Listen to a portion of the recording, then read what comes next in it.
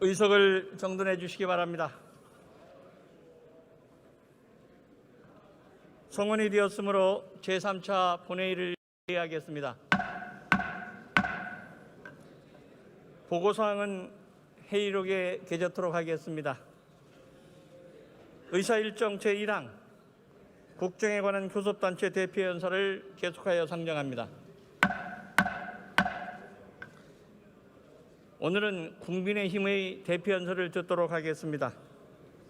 주호영 국민의힘 원내대표 나오셔서 연설해 주시기 바랍니다.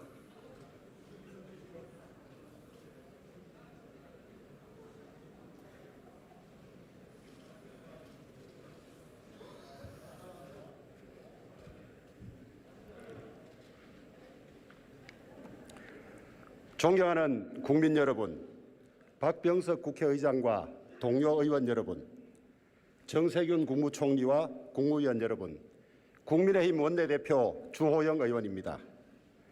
오늘이 봄이 시작된다는 입춘입니다.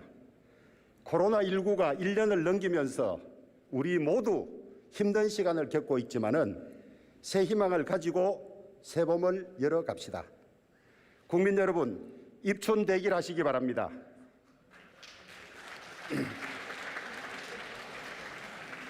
우리 국민들은 이 길고 긴 코로나와의 전쟁에서 승리를 거두어 가고 있습니다. 정부는 틈만 나면 K방역을 자랑하지만은 실상 K방역은 국민의 자유를 과도하게 제약하고 국민들의 희생 감수와 적극적인 협조 그리고 의료진들의 헌신 하에서만 성공할 수 있는 고통스러운 방역 모델입니다. 그래서 K방역이 성공 모델이라면 그 공은 온전히 우리 국민들에게 돌아가야 합니다. 위기 때마다 희생정신을 발휘해온 우리 국민들이 있었기에 대한민국은 온갖 어려움을 극복해낼 수 있었습니다. 우리 국민들은 큰 자부심을 가져도 좋다고 생각합니다. 최악의 코로나 위기 속에서도 나눔의 정은 오히려 더 뜨거웠습니다. 사회복지공동모금회에 따르면 2020년 연간 모금액은 역대 최대인 8,462억 원에 달했다고 합니다. 위기에 처할수록 이웃을 배려하는 우리 국민들의 위대한 힘이 발휘된 것입니다.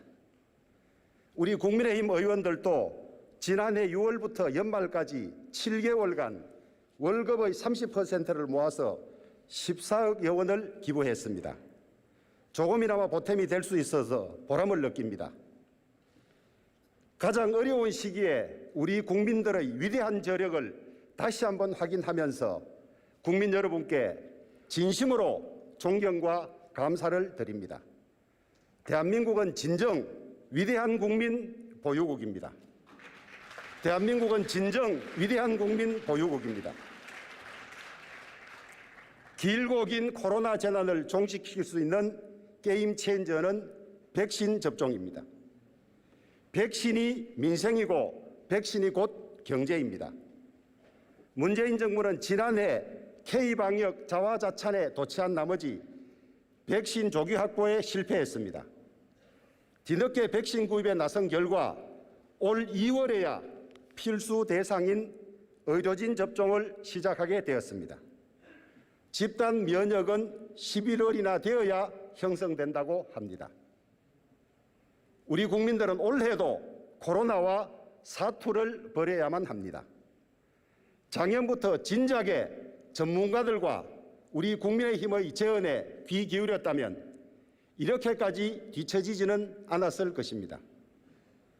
문재인 정권이 전문가와 우리 국민의힘의 목소리를 무시해 방역 실패를 되풀이하고 있는 것은 비단 백신뿐만이 아닙니다. 바로 1년 전 코로나 발생 초기에 진원지인 중국과 왕래를 차단하자고 대한감염학회 등 전문가와 우리 국민의힘이 7차례나 촉구했지만 이 정부는 중국의 눈치를 보느라고 그랬는지 쇠기의 경일기였습니다.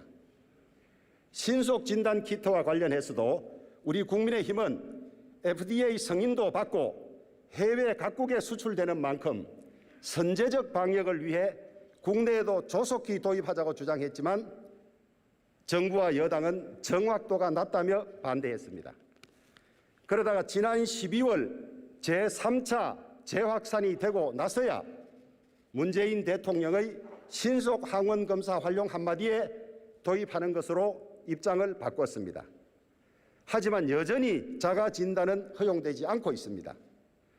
정확도가 떨어진다고 하지만은 검사 정확도는 WHO 임상 실험 결과 기존 PCR 방식 대비 결코 낮지 않다고 합니다.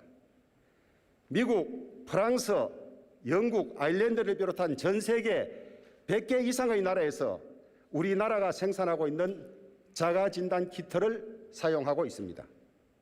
어제 이낙연 대표께서도 이 점을 자랑하셨습니다.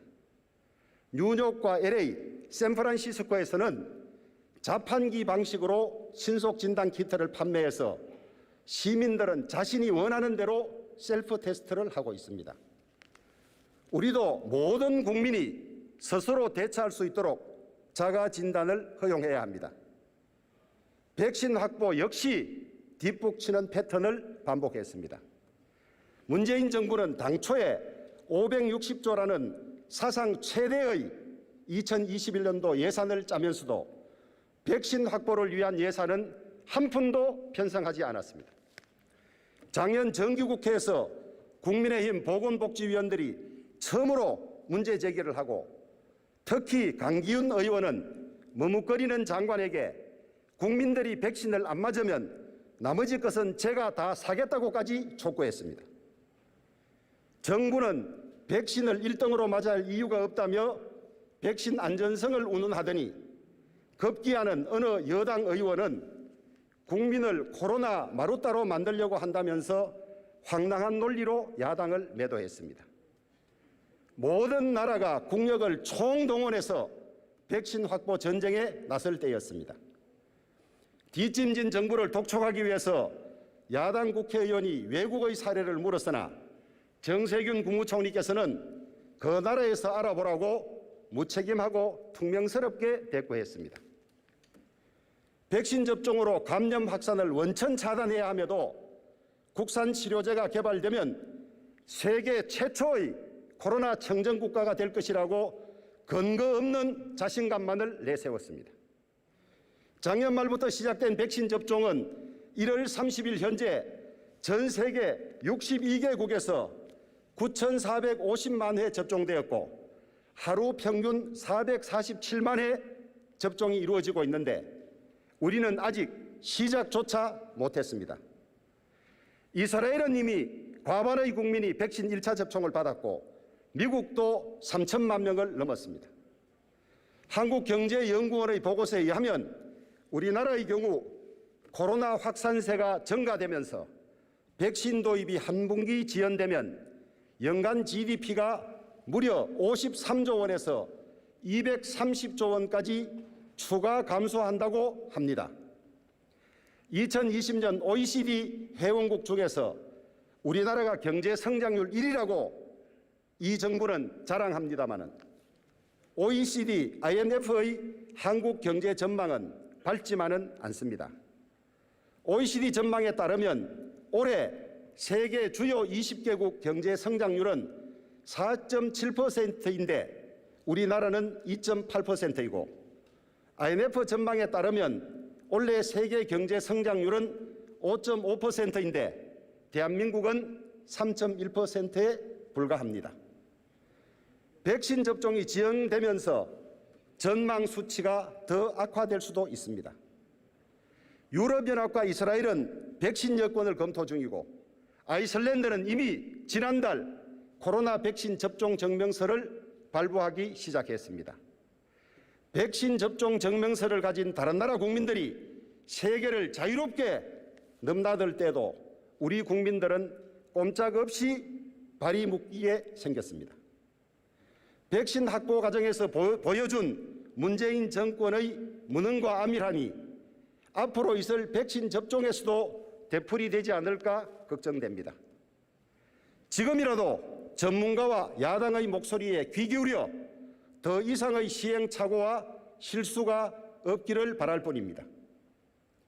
정부는 하루빨리 아이들에게 학교와 친구를, 자영업자들에게 가게와 손님을, 국민들에게 일상과 일자리를 되돌려 주십시오.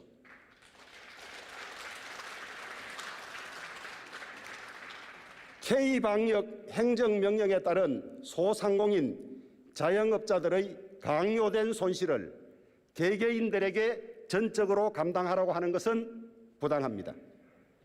이번 국회 우리 국민의힘이 제출한 제1호 법안은 코로나 위기 탈출을 위한 민생지원법이었습니다. 코로나 손실 보상은 우리 국민의힘이 이미 지난해부터 요구해온 상황입니다.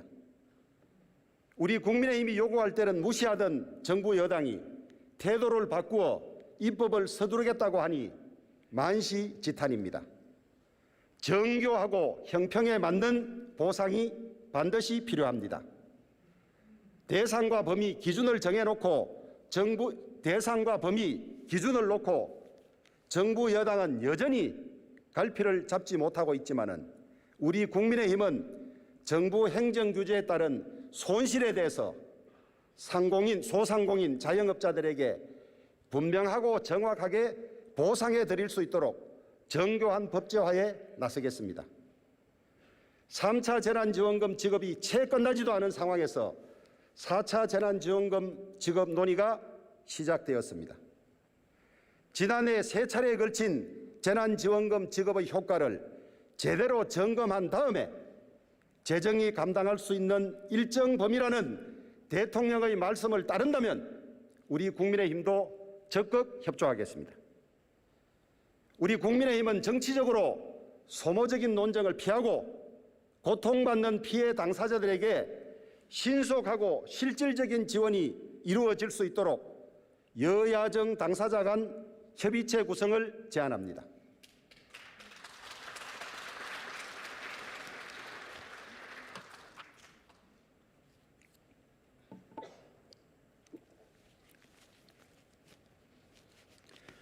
손실보상, 재난지원금 외에도 정부의 제한 조치로 생존의 위협을 받고 있는 자영업자와 소상공인들에게 긴급 생존자금 지원을 추진하겠습니다. 전기요금 등 각종 공과금에 대해서 3개월간 면제 조치를 취할 수 있도록 협의해 나가겠습니다. 코로나와 한파로 이중의 고통을 겪고 있는 전국의 농어촌에 고향 살리기 긴급 자금을 투입하겠습니다. 여전히 사각지대로 남아있는 플랫폼 노동 종사자, 특수고용직 종사자들에 대해서도 현실에 맞는 지원 방안을 강구하겠습니다. 무엇보다도 우리 국민의힘은 손실보상, 재난지원마저 선거용으로 이용하려는 정권의 포퓰리즘을 불식시키고 소상공인 자영업자를 비롯한 우리 사회의 취약계층에게 더 많은 혜택이 돌아갈 수 있도록 제도를 완비해 나갈 것입니다. 손실이 있는 곳에 보상이, 고통을 겪는 곳에 지원이 따르도록 실효성 있고 진정성 있는 대책을 만들겠습니다. 우리 정부와 국회는 코로나 대책에 진력하느라 코로나 이후의 국가 전략을 마련하는 데는 소홀합니다. 세계 각국은 이미 코로나 이후의 변화된 세계 질서에서 살아남기 위한 치밀한 전략을 수립하고 있습니다. 다가오는 미래에 대한 치밀한 전략과 철저한 준비 없이는 냉혹한 경쟁 질서에서 도태될 수밖에 없습니다. 코로나 위기를 극복하는 노력과 병행하여 코로나 이후 대한민국의 미래 전략을 마련하기 위한 국회 포스트 코로나 특위 설치를 제안합니다. 이 특위의 성공 여부는 향후 대한민국의 미래를 좌우할 것입니다. 치솟을대로 치솟은 부동산 가격으로 우리 국민들의 절망이 깊어져 가고 있습니다. 25번의 부동산 대책에도 불구하고 문재인 정부 4년의 부동산 가격 상승폭은 지난 새 정부 14년을 합친 것보다 훨씬 더 큽니다. 경실련의 서울 아파트 정권별 시세 분석 결과에 따르면 지난 18년간 서울 아파트 값은 3억 1천만 원에서 11억 9천만 원으로 3.8배 올랐습니다. 그런데 가격 상승분 8억 8천만 원 중 문재인 정부 때 오른 액수가 무려 5억 3천만 원입니다.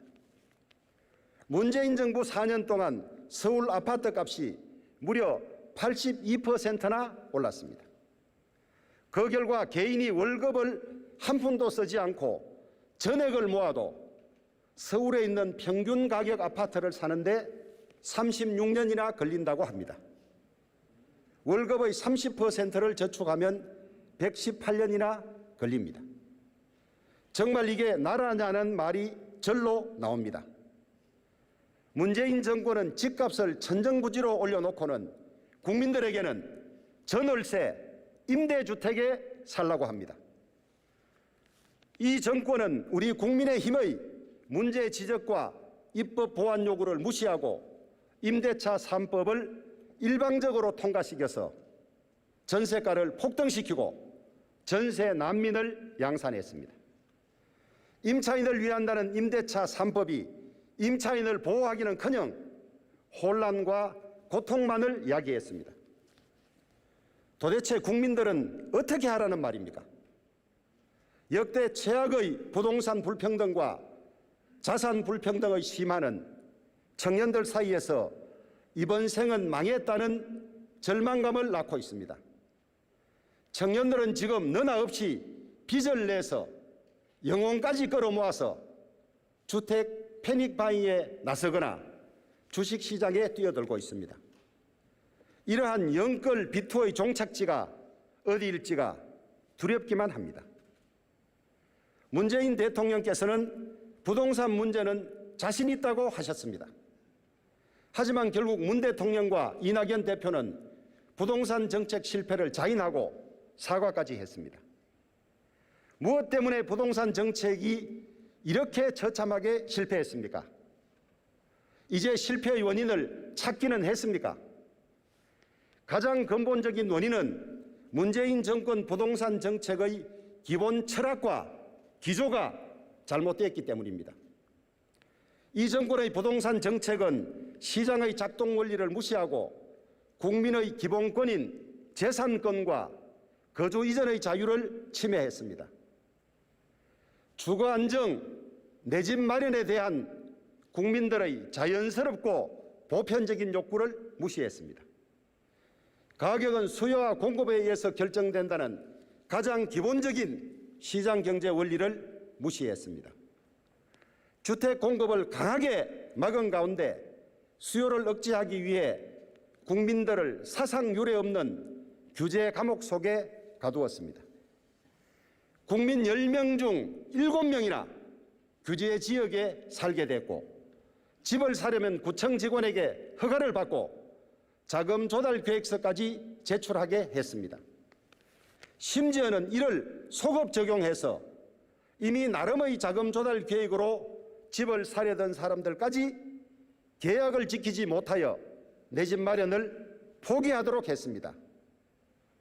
이것이 국민의 재산권에 대한 침해가 아니면 무엇입니까? 거주 이전의 자유에 대한 제약이 아니면 무엇입니까? 그 다음으로 큰 원인은 주무장관을 잘못 뽑은 것입니다. 전임 국토부 장관은 부동산 정책에 대해서 어떤 경험도 전문성도 없는 분이었습니다. 그런 분이 거대한 부동산 시장의 작동 원리를 무시한 채 국민들의 보편적 욕구에 반하고 거래 현실에 반하는 정책을 무리하게 밀어붙였습니다. 시장과 국민을 이겨보겠다고 오기로 잘못된 정책을 남발하다가 부동산 시장 전체를 혼란에 빠뜨리고 국민들의 주거 민생을 완전히 파탄시켰습니다.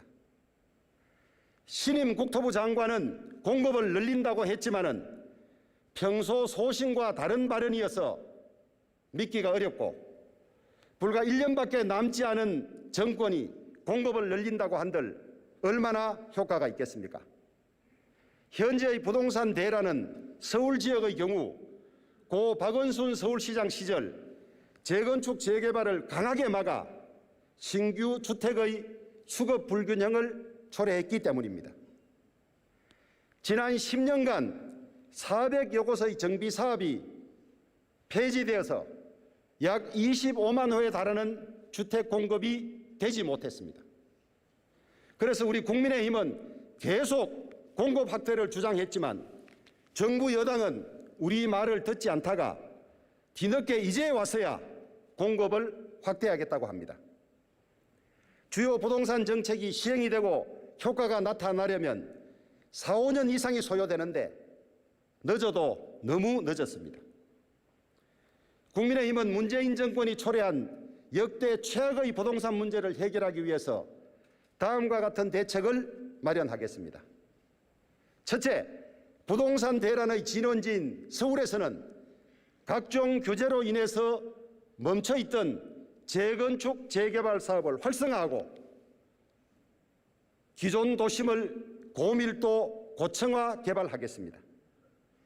법률의 상한보다 낮은 용적률 기준을 상향 조정하고 현실을 반영하지 못하는 안전진단 기준을 조정하며 대규모 도심 택지 확보를 통해서 공급 물량을 대폭 늘리겠습니다. 둘째, 당장의 시급한 부동산 시장 안정화를 위해서 양도소득세를 내리겠습니다.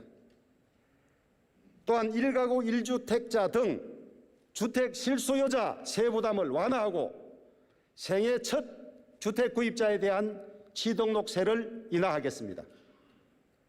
아울러 종부세, 재산세율 인하 및 종부세 기준금액 조정 등 종합적인 세부담 완화 정책도 마련하겠습니다. 셋째, 이처럼 부동산 가격이 폭등한 마당에 정부의 공시가격 현실화 방침으로 올해부터 엄청난 세금 폭탄이 예상됩니다. 공시가격의 급격한 인상을 막아 국민 부담을 줄이겠습니다. 공시가격 상승은 부동산 관련 세금은 물론 건강보험료 등 복지 분야를 포함한 60여 개 항목에서 국민의 부담을 증가시키게 됩니다. 현행 국토부 소관인 공시가격 산정 체계를 범정부적인 관리 체계로 바꾸겠습니다. 또한 공시가격 상한율을 법률로 조정하겠습니다.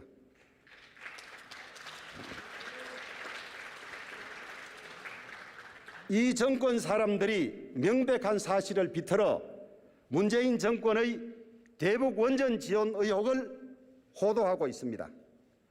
사실 왜곡 제발 그만하십시오.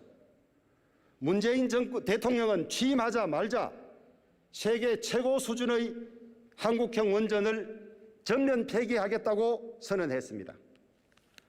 장관이 직원들에게 월성원전 1호기 조기 폐쇄를 압박하면서 너 죽을래라고 폭언까지 했습니다. 산업부 공무원들이 월성원전 1호기의 경제성을 조작해서 조기 폐쇄했다가 줄줄이 감옥에 가고 있습니다. 그 산업부 공무원들이 파기한 문건에는 2018년 남북 정상회담 직후 북한의 원전 지원을 검토한 문서가 포함되어 있습니다. 당시 문재인 대통령께서 이낙연 국무총리에게 유관 부처가 과속하지 않도록 해달라고 엄명했을 뿐만 아니라 막무가내로 원전 폐쇄를 몰아붙이던 때였음에도 불구하고 산업부가 독자적으로 북한 원전 건설 계획을 검토했다는 해명이 도저히 납득이 되지 않습니다. 국민들이 제기하는 이 커다란 의혹에 대해서 문재인 대통령께서는 제대로 된 설명은 내놓지 않고 구시대 유물 같은 정치라며 오히려 역공을 취하고 있습니다. 정권의 의혹과 불법을 감시하는 야당을 향해서 집권 세력이 일제히 색깔론, 북풍몰이 같은 막말을 쏟아내고 있습니다. 심지어 선을 넘었다며 제1야당 당대표를 사법 처리하겠다고까지 급박하고 있습니다. 대선을 불과 2달 앞둔 2007년 10월 남북 정상회담을 추진했던 정상회담 추진위원장이 누구였습니까? 2018년 지방선거를 불과 하루 앞두고 싱가포르에서 트럼프 김정은 정상회담 쇼를 주선했던 사람은 누굽니까? 바로 이런 게 북풍 공작 아닙니까?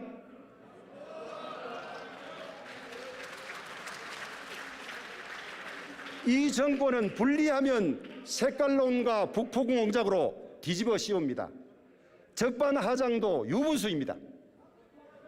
북한의 김정은은 2019년 신년사에서 이렇게 이야기했습니다. 나라의 전력 문제를 풀기 위한 사업을 전 국가적인 사업으로 틀어지고 원자력 발전 능력을 전망성 있게 조성해 나가야 합니다. 상업용 원전이 하나도 없는 북한에서 원전 발전 능력을 키우겠다는 김정은의 자신의 찬 발언이 어떤 배경에서 나온 것인지 많은 전문가들이 의아해하고 있습니다. 문재인 대통령이 김정은에게 전달한 USB에 원자력의 원자도 들어있지 않다고 이 정권 사람들은 강변합니다. USB의 내용을 공개하라는 야당에게는 명운을 걸라면서 북한에 넘어간 USB를 들여다본 사람이 왜 이렇게 많습니까? 그렇다면 우리 국민들도 당연히 알아야 하는 것 아닙니까? 이 나라가 문재인 대통령만의 나라입니까? 한국형 원전 관련 산업부 기밀 자료가 북한에 넘어가지 않았는지 여당이 감출 것이 아니라 오히려 앞장서서 국정조사를 요구하고 국민들에게 밝혀야 하는 거 아닙니까? 남북한 교류 협력에 관한 법률에 따르면 이 USB는 통일부 장관의 승인을 받아야만 합니다. 그리고 통일부 장관은 그 내용을 보관하고 있어야 합니다. 문재인 대통령이 이런 법적 절차를 거쳤는지부터 통일부는 확인해 주기 바랍니다. 문재인 대통령은 2018년 4월 김정은과 판문점에서 정상회담을 가졌습니다. 김정은이 남북 정상회담 개최 전제 조건으로 요구한 것이 있었습니까? 있었다면 어떤 요구였습니까? 2007년 문재인 당시 대통령 비서실장이 주관했던 14 남북 합의 이행이 포함되었던 것은 아닌지, 경수로 공급을 포함한 에너지 확보 사업이 들어있었던 것은 아닌지 국민적 의문에도 답해 주십시오. 2007년 남북 14 합의를 주도했던 사람은 문재인 당시 대통령 비서실장이었습니다. 이행에 수백조가 될 약속어음을 국민들의 동의 없이 김정은에게 발행했습니다. 하지만 김정일에게 발행했습니다. 하지만 김정일은 인민이 굶어 죽어도 핵무기를 포기하지 않았습니다. 그의 아들 김정은도 마찬가지입니다. 임기를 1년 남짓 남겨놓은 문재인 대통령께서 지난 2007년처럼 또 무슨 대북 선물 보따리를 펼쳐놓지는 않을까 국민들이 주시하고 있습니다. 문재인 대통령이 남한과 북한이 손을 잡으면 단숨에 일본을 넘을 수 있다는 평화 경제안을 제안했을 때 북한의 김여정이 뭐라고 응답했습니까? 차마 입에 담기 힘든 욕설이었습니다. 문재인 대통령에게 진심으로 촉구합니다. 이제는 알 만큼 알고 당할 만큼 당하지 않았습니까? 허망한 대북 환상에서 제발 이제는 벗어나십시오.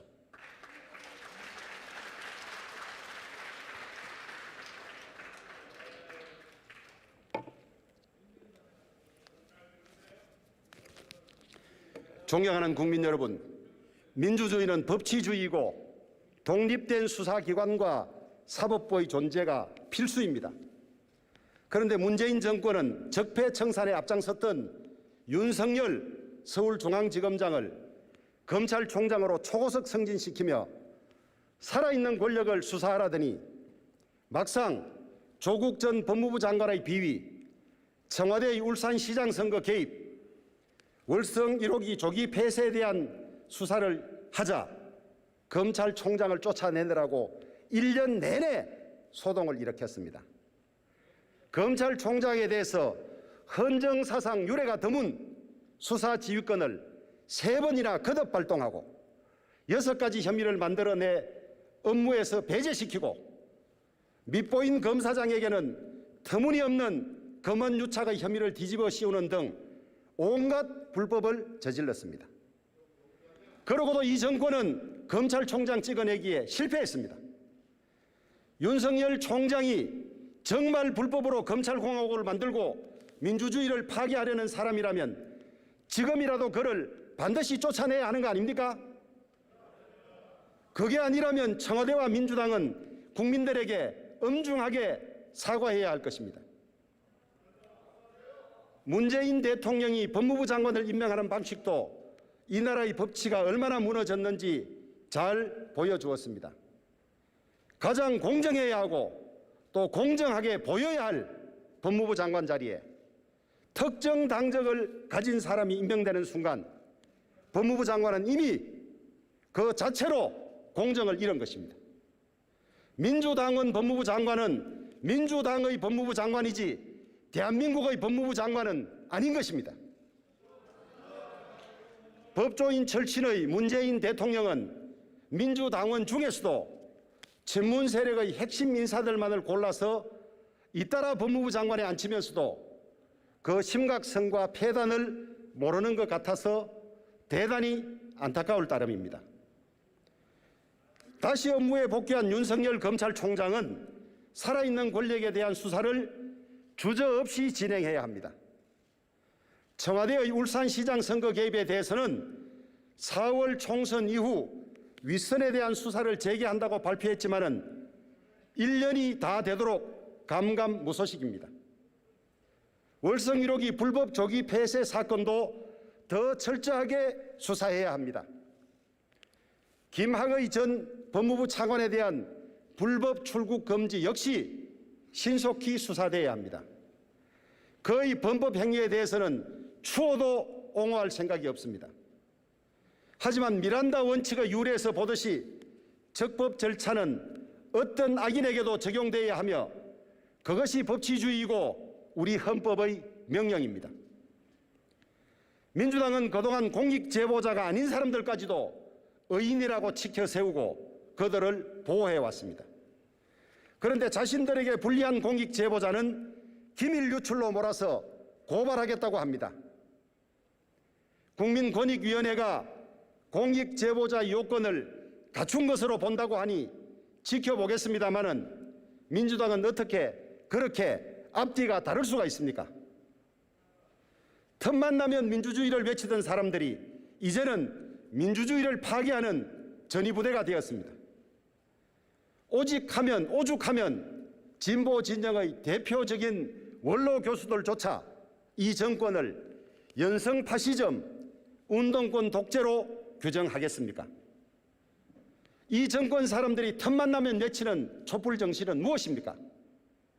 그것은 바로 공정과 법치 아닙니까? 공정과 법치를 내다버린 이 정권 사람들은 이제는 다시 촛불 정신을 입에 올려서는 안 될 것입니다. 부끄러워할 줄 아는 것이 좋은 정치를 하기 위한 최소한의 조건이라는 말이 있습니다. 민주주의 파괴는 국회에서도 진행되고 있습니다. 민주당은 숫자의 힘으로 국민 생활에 큰 영향을 미치는 중요 법안들을 일방적으로 통과시키고 있습니다. 전세 난민을 양산한 것이 임대차 3법의 일방적 통과입니다. 가장 기본적인 자유권인 표현의 자유를 침해하는 5.18 왜곡 처벌법과 대북전단금지법까지 마구 통과시켰습니다. 특히 대북전단금지법은 미국 의회의 청문회에서 다루어질 예정이고 유럽의 인권단체에서도 강하게 비판하고 있습니다. 대한민국의 민주주의 수준을 수십 년 후퇴시키는 폭거입니다. 민주당 스스로 만들었던 공수처법 핵심 조항인 야당의 비토권을 일방적으로 삭제하며 국민과 야당에게 거듭 했던 약속을 내팽개치는 일도 서슴지 않았습니다. 또한 숫자 힘으로 법관에 대한 탄핵도 추진하고 있습니다.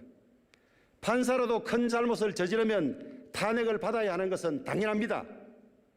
하지만 삼권 분립의 한 축인 법관을 탄핵으로 파면하려면 엄정한 탄핵의 절차를 따라야 합니다.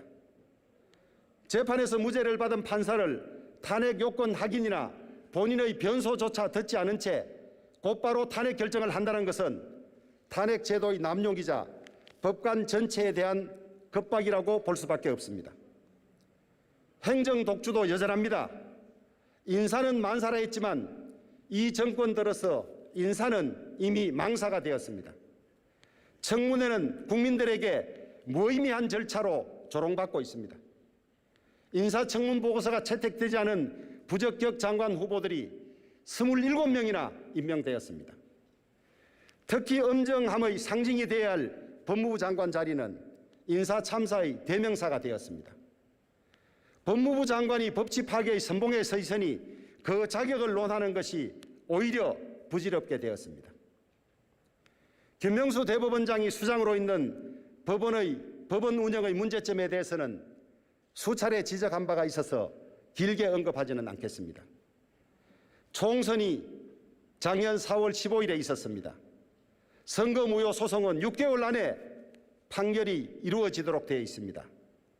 현재 약 130건에 이르는 선거무효 소송이 한 건도 결론이 나지 않았습니다.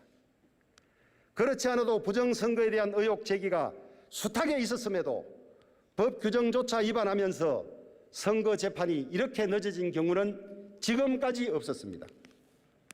왜 재판이 늦어지는지 설명조차 없습니다. 대법원이 이래도 되는 것입니까? 무슨 말 못할 사정이라도 있는 것입니까? 빠른 경우에는 선거 2달 만인 6월 8일에 검표가 이루어지기도 했습니다. 이번 경우에는 6개월이 훨씬 지나도록 언제 선고된다는 예측조차 할 수 없습니다. 선거 재판의 이유 없는 지연으로 대법원은 신뢰를 스스로 훼손하고 있습니다. 존경하는 민주당 동료 의원 여러분, 대통령들의 실패가 예외 없이 되풀이 되었습니다.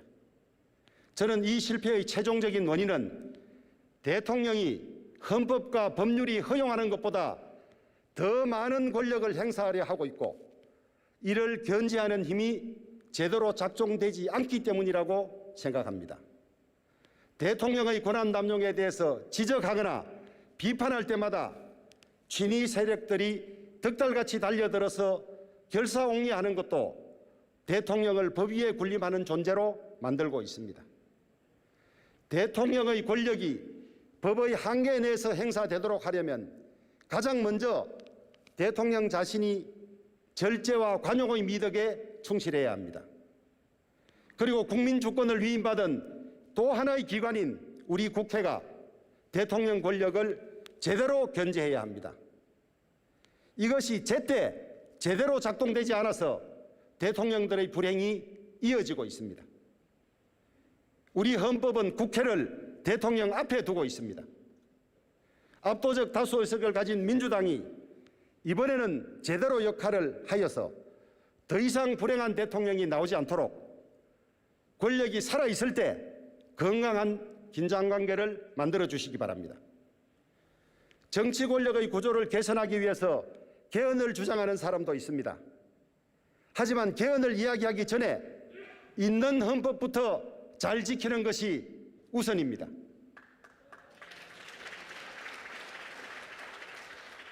우리 헌법은 이미 국회에 의한 대통령 견제 장치를 충분히 마련해 놓았습니다.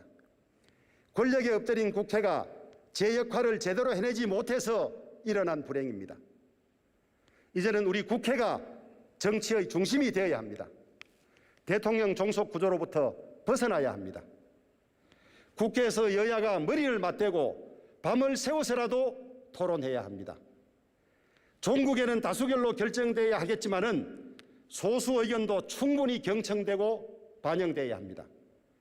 그것이 바로 진정한 의미의 협치입니다. 우리 국회에서 이런 의미의 협치가 시작될 때 비로소 국민 통합도 이루어질 것이며 우리나라도 한 단계 발전할 뿐만 아니라 정치인들도 국민들로부터 사랑받게 될 것입니다.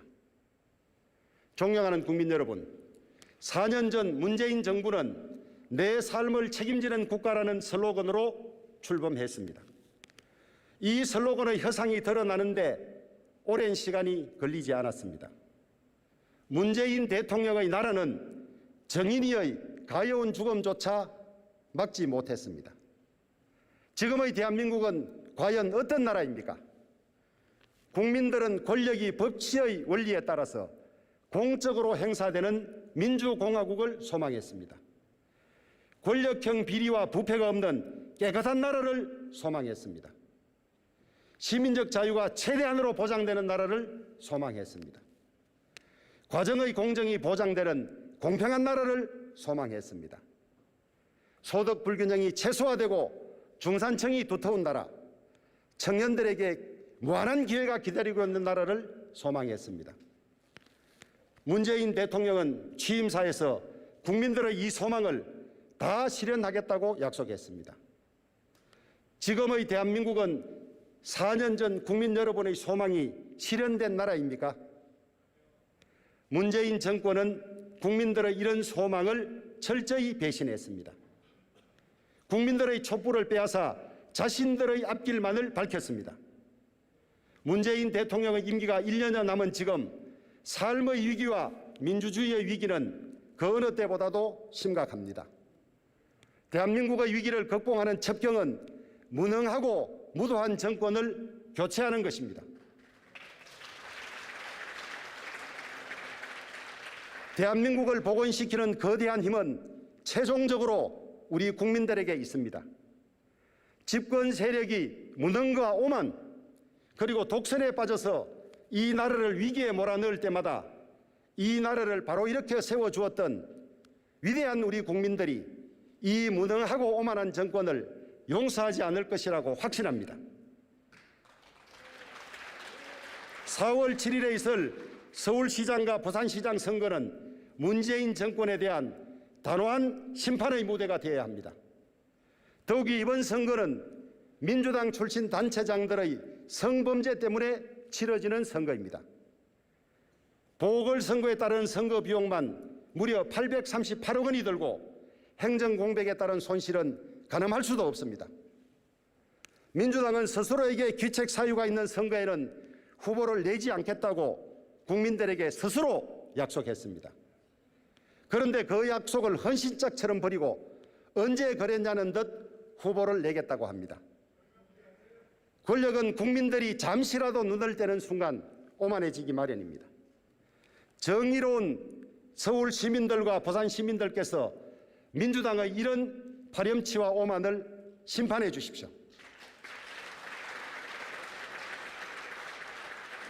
국민 여러분, 민주주의는 견제와 균형으로 유지됩니다.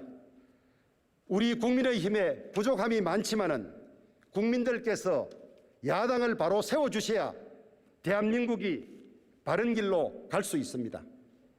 우리 국민의힘은 쇄신의 쇄신을 거듭하며 국민 여러분들의 기대에 부응하는 정당, 도덕적으로나 실력적으로도 한 점 모자람이 없는 수권 정당이 되도록 더욱 노력하겠습니다. 국민 여러분들의 지지와 성원을 간곡히 부탁드립니다. 우리 국민의힘은 이 정권의 폭주에 맞서서 말 못할 어려움을 겪었습니다. 중과 부적의 상황에서 여기까지 올 수 있었던 것은 오직 국민 여러분들의 응원 덕분이었습니다. 국민 여러분, 진심으로 감사합니다. 우리 대한민국은 국민의 힘으로 세워지고 지켜지고 발전해온 나라입니다. 대한민국은 진정 위대한 국민 보유국입니다.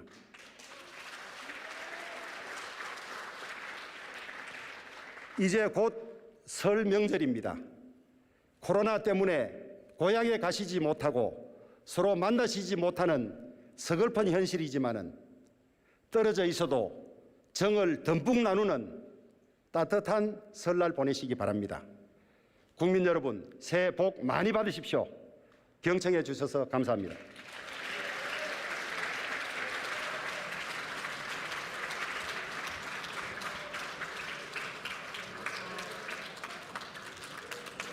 네, 조영 원내대표 수고하셨습니다.